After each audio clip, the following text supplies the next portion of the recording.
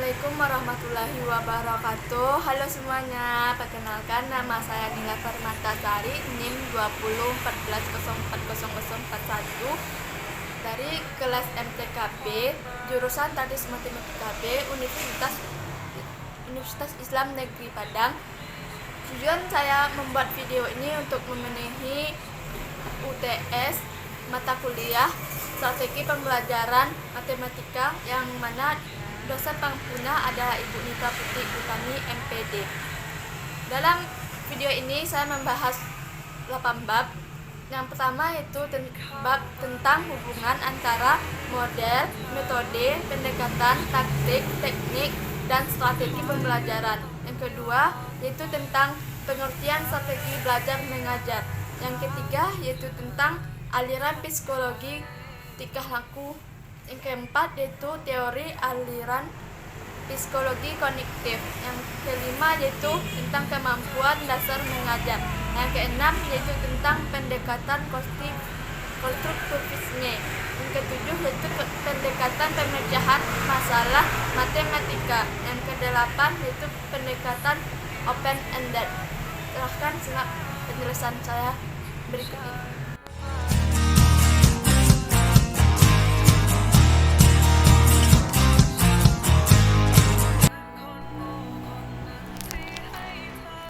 Baiklah, saya akan menjelaskan yaitu hubungan antara model, metode, pendekatan, taktik, teknik, dan strategi pembelajaran. Yang pertama, model pembelajaran. Model pembelajaran adalah bentuk pembelajaran yang tergambar dari awal sampai akhir yang disajikan secara khas oleh guru. Yang kedua, taktik pembelajaran. Taktik pembelajaran adalah gaya seseorang dalam melaksanakan metode atau teknik pembelajaran tertentu yang sifatnya individual. Yang ketiga, teknik pembelajaran. Teknik pembelajaran adalah yang dilakukan seseorang dalam mengimplementasikan suatu metode secara spesifik. Yang keempat, yaitu metode pembelajaran. Metode pembelajaran adalah langkah operasional dari strategi pembelajaran yang dipilih dalam mencapai tujuan belajar.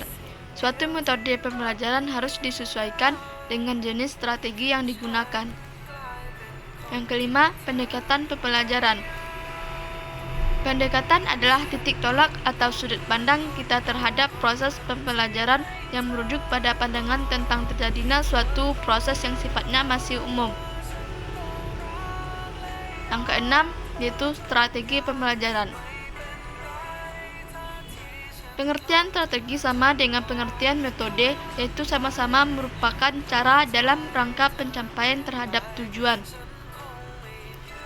Hubungan model, teknik, taktik, strategi, pendekatan, dan metode pembelajaran bisa kita lihat dari bagan. Yang pertama paling tinggi yaitu model pembelajaran.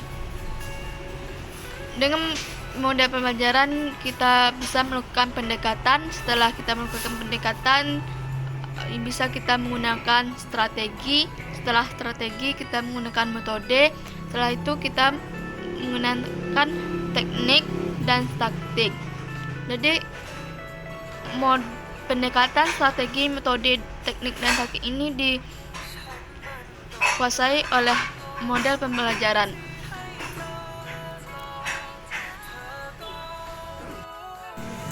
Baiklah, saya akan menjelaskan materi berikutnya, yaitu materi tentang strategi pembelajaran matematika.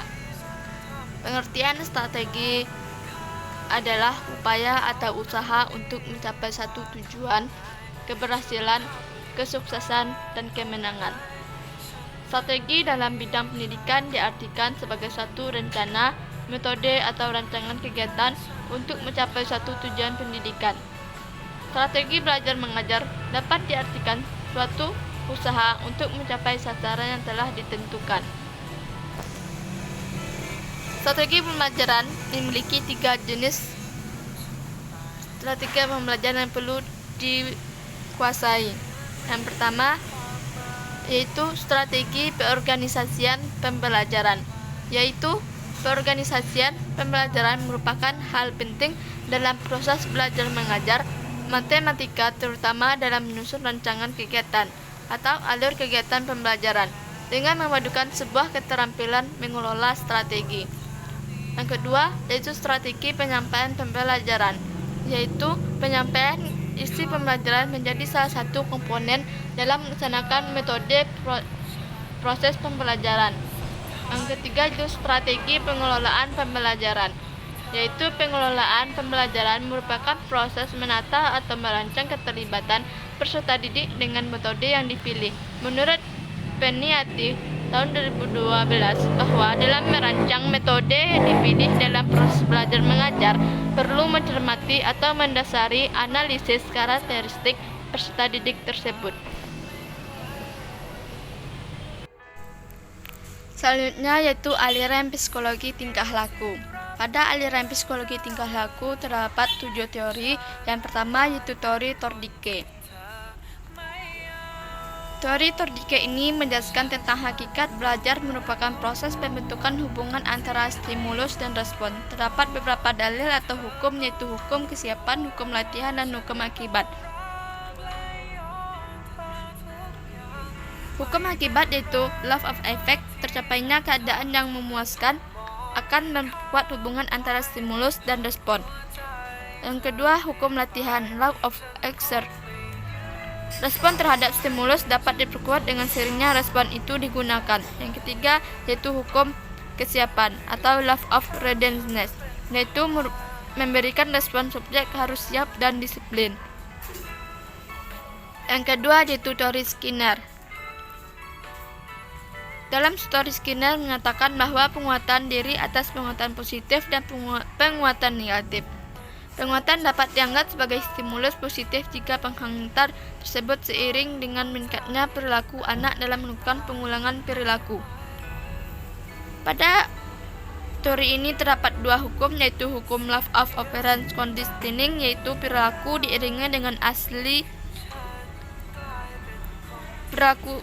diiringi dengan stimulus penguatan, maka perilaku akan meningkat. Yang kedua, yaitu hukum law of operant extension, yaitu perilaku operan telah diperkuat melalui proses conditioning tetapi tidak diiringi dengan stimulus penguat, maka perilaku akan menurun. Yang ketiga yaitu teori Ausubel. Teori ini dikenal dengan belajar maknanya dan pentingnya pengulangan sebelum belajar dimulai. Ausubel juga berpendapat bahwa siswa akan belajar baik dengan menggunakan pengaturan kemajuan belajar atau advanced organizer. Yang keempat yaitu teori Gagne. Menurut Gagne, dalam belajar matematika ada 2 objek yang dapat diperoleh, yaitu objek langsung dan objek tak langsung. Objek tak langsung antara lain kemampuan menyelidiki dan memecahkan masalah, belajar mandiri dan bersikap positif terhadap matematika, dan bagaimana cara semestinya belajar. Sedangkan objek langsung berupa fakta, keterampilan, konsep, dan aturan. Gagne memukakan 8 fase dalam suatu tindakan belajar. Yang pertama, fase motivasi. Pada fase ini, siswa harus diberi motivasi untuk belajar. Yang kedua, fase pengenalan. Pada fase ini, siswa harus memberi perhatian pada bagian yang esensial dari suatu kajian instruksional. Yang ketiga, fase perolehan. Pada fase ini, siswa memperhatikan informasi yang relevan. Yang keempat, fase retensi. Pada fase ini, informasi baru harus dipindahkan dari memori jangka pendek ke memori jangka panjang. Yang kelima, yaitu fase pemanggilan. Pada fase ini, mungkin saja kita dapat kehilangan hubungan dengan informasi dalam memori jangka panjang. Yang keenam, yaitu fase generalisasi, yaitu pada fase ini informasi itu kurang nilainya jika tidak diterapkan di luar konteks di mana informasi itu dipelajari. Yang ketujuh, yaitu fase penampilan. Pada fase ini siswa harus memperhatikan sesuatu melalui penampilan yang tampak. Yang delapan, yaitu fase umpan balik. Pada fase ini siswa memperoleh umpan balik tentang penampilan mereka. Yang kelima, yaitu teori tentang Pavlov. Teori Pavlov terkenal dengan teori belajar klasik. Pavlov mengungkapkan konsep pembiasaan atau conditioning dalam hubungannya dalam kegiatan belajar mengajar. Agar siswa belajar dengan baik, maka harus dibiasakan. Contohnya yaitu biasakanlah kita memberikan pekerjaan rumah kepada siswa, tetapi kita harus memaksanya, menjelaskan dan memberi nilai agar anak tidak kecewa dan merasa dihargai dengan hasil kerjanya. Yang keenam yaitu teori Bandura. Teori Bandura mengungkapkan bahwa siswa belajar itu melalui meniru. Pengertian meniru di sini bukan berarti menyontek, tetapi meniru hal-hal yang dilakukan oleh orang lain, terutama guru. Jadi kita sebagai guru mencontohkan sikap yang baik kepada siswa agar tidak ditirukan nantinya. Yang ketujuh yaitu teori aliran mental. Mengungkapkan bahwa struktur otak manusia terdiri atas gumpalan-gumpalan otot. Agar ini kuat, maka harus dilatih dengan beban. Makin banyak latihan dan beban yang makin berat, maka otot atau otak itu makin kuat pula. Oleh karena itu, jika anak atau siswa ingin pandai, maka ia harus dilatih otaknya dengan cara banyak berlatih, memahami dan mengerjakan soal yang benar. Makin sukar materi itu, makin pandai pula anak tersebut. Pada teori ini, kita sebagai guru banyak menyuruh murid untuk mengerjakan soal yang tingkatnya lebih tinggi. Selanjutnya yaitu aliran psikologi kognitif. Pada aliran psikologi kognitif ini terdapat 6 teori. Yang pertama yaitu teori Piaget. Teori Piaget ini adalah proses pembelajaran yang terjadi pada anak-anak tidak sama dengan proses terjadinya pembelajaran pada orang dewasa. Yang kedua, teori Brunner. Teori Brunner menurut Jerome Brunner dalam teorinya menyatakan bahwa belajar matematika akan lebih berhasil jika proses pengajaran diarahkan kepada konsep-konsep dan struktur-struktur yang terbuat dalam pokok bahasan yang diajarkan.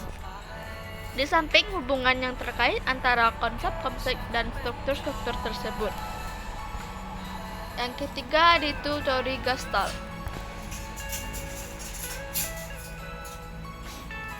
Tokoh aliran pada teori ini adalah John Dewey yang mengemukakan bahwa pelaksanaan pembelajaran yang dilaksanakan oleh guru harus memperhatikan hal berikut ini.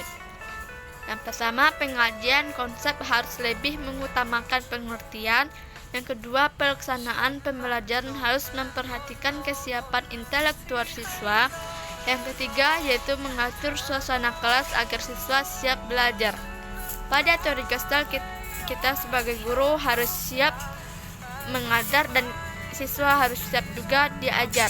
Yang keempat yaitu teori Brownell. Pada teori Brownell ini terdapat tokohnya yaitu W. Brownell yang mengungkapkan bahwa belajar matematika harus merupakan belajar bermakna dan belajar pengertian. Yang kelima yaitu teori Dianes. Teori Dianes ini yang tokohnya yaitu Zoltan P. Dianes yang mengungkapkan tentang teori ini adalah seorang matematikawan yang memusatkan perhatiannya pada cara-cara pengajaran terhadap anak-anak. Pada dasar teorinya bertumpu pada teori Piaget dan pengembangannya diorientasikan kepada anak-anak, sehingga sistem yang dikembangkannya itu menarik bagi anak-anak yang mempelajarinya. Yang keenam yaitu Teorema Van Hiller.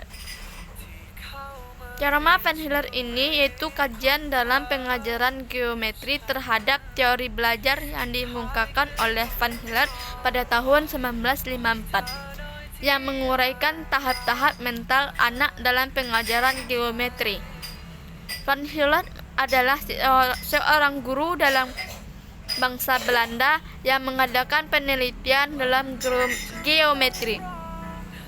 Hasil penelitiannya yaitu dirumuskan dalam disertasinya diperoleh dari kegiatan tanya jawab dan pengamatannya. Selanjutnya yaitu materi kemampuan dasar mengajar. Kemampuan dasar mengajar adalah kemampuan yang harus dimiliki oleh guru dalam menyampaikan pelajaran. Kemampuan dasar yang harus dimiliki oleh calon guru ada 7, yaitu antara lain: yang pertama, kemampuan bertanya. Bertanya merupakan ucapan yang meminta respon dari seseorang yang dikenal. Dalam proses belajar mengajar, bertanya memainkan peran penting jika pertanyaan yang tersusun dengan baik dan teknik pelontaran yang tepat akan memberikan dampak positif terhadap siswa. Yang kedua yaitu kemampuan memberi penguatan. Penguatan adalah bentuk respon yang diciptakan oleh guru terhadap siswa yang bersifat verbal dan non-verbal, yang merupakan bagian dari modifikasi tingkah laku guru terhadap tingkah laku siswa, bertujuan untuk memberikan informasi atau umpan balik bagi siswa dan guru sebagai suatu tindakan atau dorongan. Yang ketiga yaitu keterampilan mengadakan variasi. Yaitu variasi stimulus adalah kegiatan guru dalam konteks proses interaksi pembelajaran yang ditujukan untuk mengatasi kebosanan peserta didik, sehingga proses belajar berjalan dengan aman dan tidak membosankan. Keempat yaitu keterampilan menjelaskan. Yaitu guru harus memiliki keterampilan menjelaskan materi penyajian secara lisan yang dikelola secara sistematis untuk menunjukkan adanya hubungan antara satu dengan yang lainnya. Yang kelima yaitu keterampilan membuka dan menutup pelajaran. Keterampilan membuka yaitu seberapa jauh kemampuan guru dalam memulai interaksi belajar mengajar untuk suatu pelajaran. Keterampilan menutup pelajaran yaitu keterampilan guru dalam merangkum atau meringkas atau mengonsolidasikan perhatian peserta didik untuk masalah pokok pembahasan yang telah dibahas. Yang keenam yaitu keterampilan membimbing diskusi kecil, yaitu guru harus bisa membimbing siswa untuk melakukan diskusi kelompok kecil. Agar materi yang ditargetkan tercapai, guru harus membimbing siswa bagaimana cara melakukan diskusi berkelompok. Yang ketujuh yaitu keterampilan mengelola kelas, yaitu keterampilan guru untuk menciptakan dan memelihara kondisi belajar yang optimal dan mengembalinya seperti semula dalam proses belajar mengajar.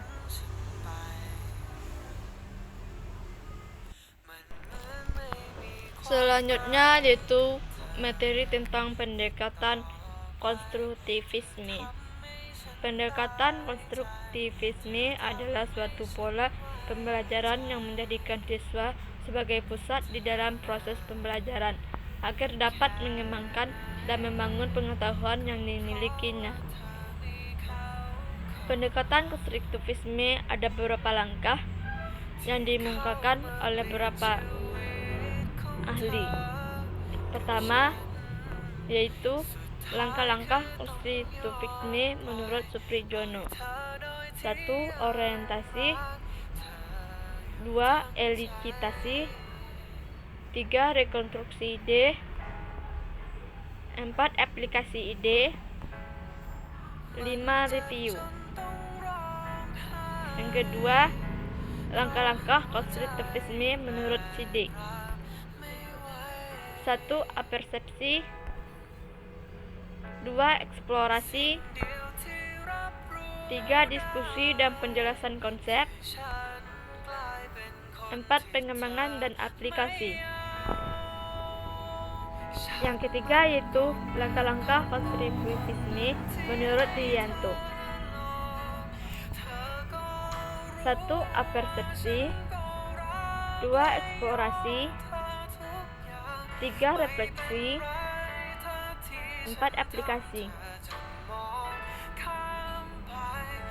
Pendekatan konstruktivisme memiliki kelebihan dan kekurangan. Yang pertama yaitu kelebihan pendekatan konstruktivisme.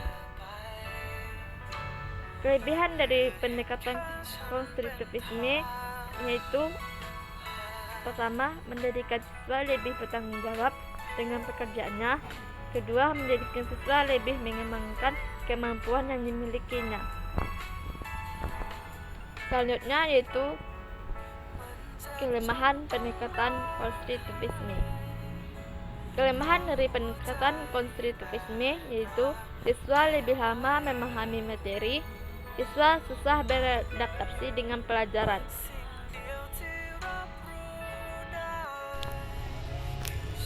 Selanjutnya yaitu materi tentang pendekatan pemecahan masalah matematika. Pemecahan masalah yaitu pengelolaan masalah dengan suatu cara sehingga berhasil menemukan tujuan yang dikehendaki. Selanjutnya yaitu strategi pemecahan masalah matematika. 1. Bereaksi atau bermain peran atau act it out. Yang kedua yaitu membuat gambar atau diagram. Yang ketiga yaitu mencari pola. Yang keempat yaitu membuat tabel. Yang kelima yaitu menghitung, membuat daftar terorganisir. Yang keenam yaitu menebak dan menguji atau trial and error. Yang ketujuh yaitu bekerja mundur. Yang kedelapan yaitu menggunakan logika. Yang kesembilan yaitu menulis kalimat terbuka. Ke-10 menyelesaikan masalah yang hampir sama. 11 yaitu mengubah pandangan. Langkah-langkah pendekatan pemecahan masalah matematika. Yang pertama yaitu memahami masalahnya. Yang kedua yaitu membuat rencana untuk menyelesaikan masalah. Yang ketiga yaitu melaksanakan rencana yang dibuat pada langkah kedua. Yang keempat yaitu memeriksa ulang jawaban yang telah diperoleh. Selanjutnya yaitu aplikasi pendekatan pemecahan masalah dalam pembelajaran matematika. Yaitu 1. Dengan cara strategi act it out. Yang kedua yaitu dengan cara strategi membuat gambar atau diagram. Yang ketiga yaitu menggunakan kalimat terbuka. Standar kompetensi. Yang keempat yaitu membuat tabel. Selanjutnya yaitu pendekatan open-ended dalam pembelajaran. Pendekatan open-ended merupakan suatu pendekatan yang memungkinkan siswa untuk mengembangkan pola pikirnya sesuai dengan minat dan kemampuan masing-masing. Hal ini disebabkan karena pada pendekatan open-ended formulasi masalah yang digunakan adalah masalah terbuka. Selanjutnya langkah-langkah pendekatan open-ended. Pertama yaitu menjadikan masalah. Yang kedua yaitu manajemen pelajaran. Yang ketiga yaitu memperhatikan dan mencatat siswa. Yang keempat yaitu membimbing dan mengarahkan siswa.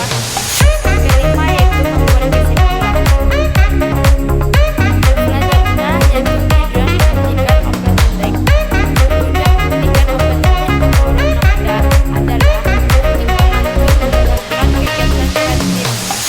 dan pola pikir peserta didik melalui problem solving secara simultan. Dengan kata lain, kegiatan kreatif dan pola pikir matematis peserta didik harus dikembangkan semaksimal mungkin sesuai dengan kemampuan siswa. Harus dikembangkan semaksimal mungkin sesuai dengan kemampuannya. Selanjutnya yaitu keunggulan pendekatan open-ended. Keunggulan dari open-ended adalah pertama yaitu